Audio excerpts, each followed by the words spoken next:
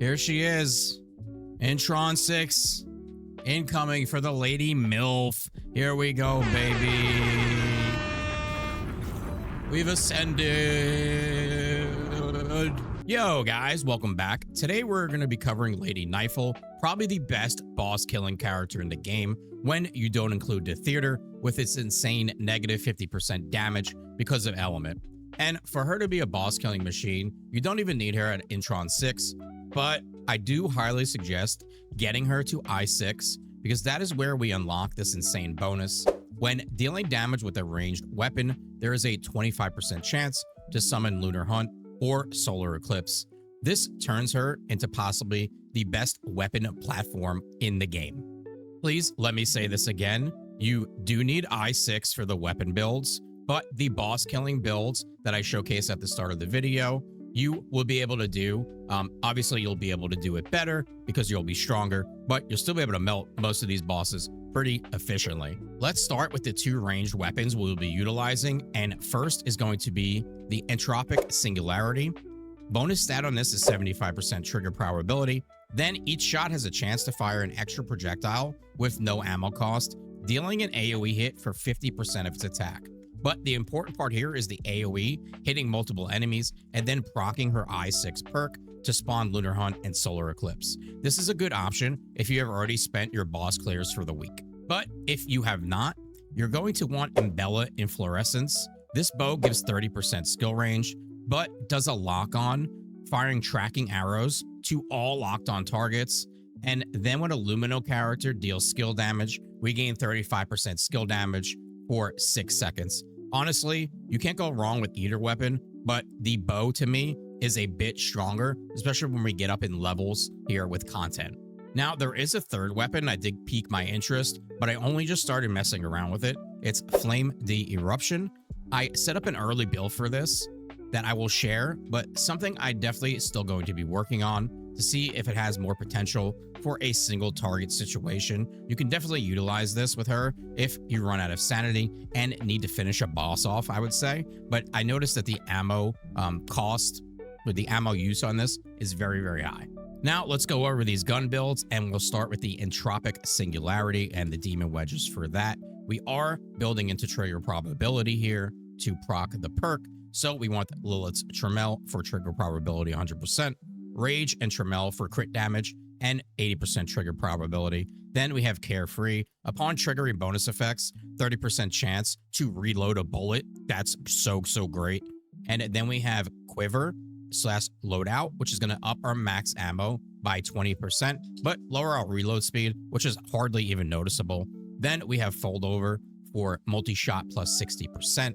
And then we have Hunt. When triggering a bonus effect, gains 1 stack that increases multi-shot by 10% for 10 seconds up to 5 stacks.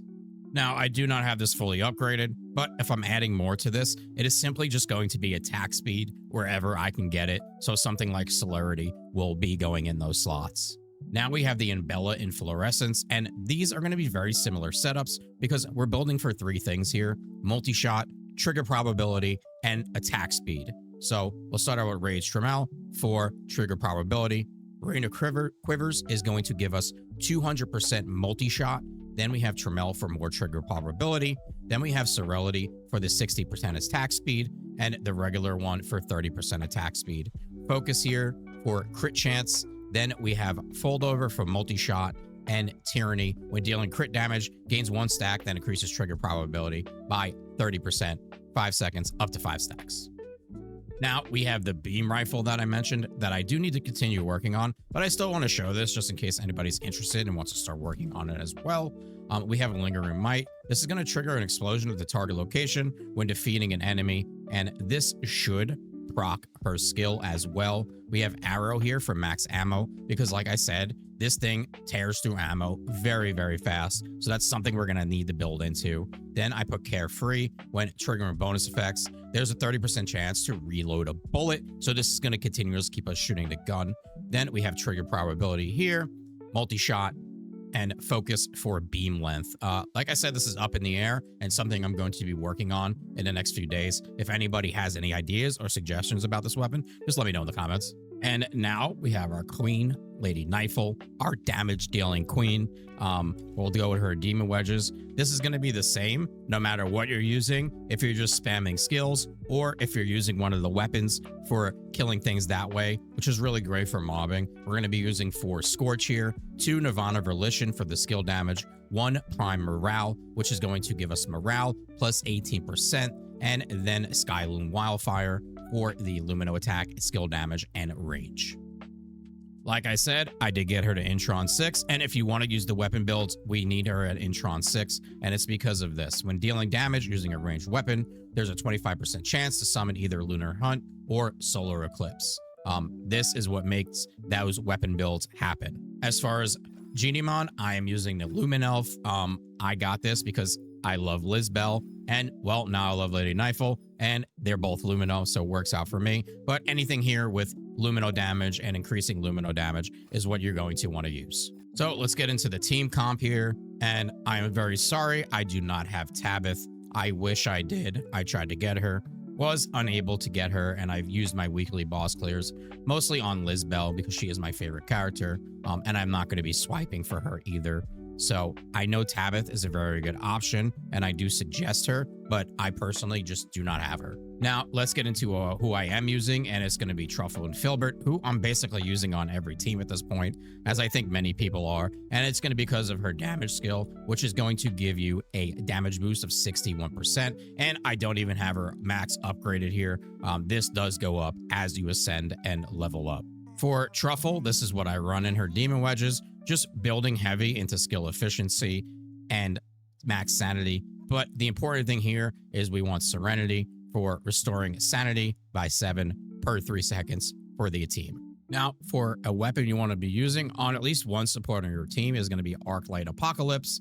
And for your Demon Wedge setup here, you're going to want to build into crit because that's going to be proccing the bonus to either give your team skill damage or attack percent. So we're going to use attack speed. Here, we're going to be using crit chance and attack, and then another attack here. And last is going to be rain of quivers for the multi-shot.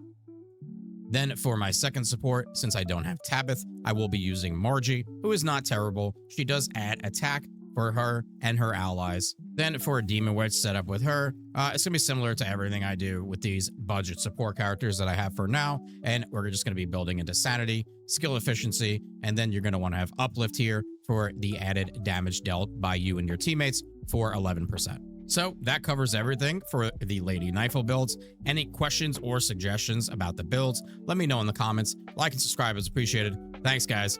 Peace.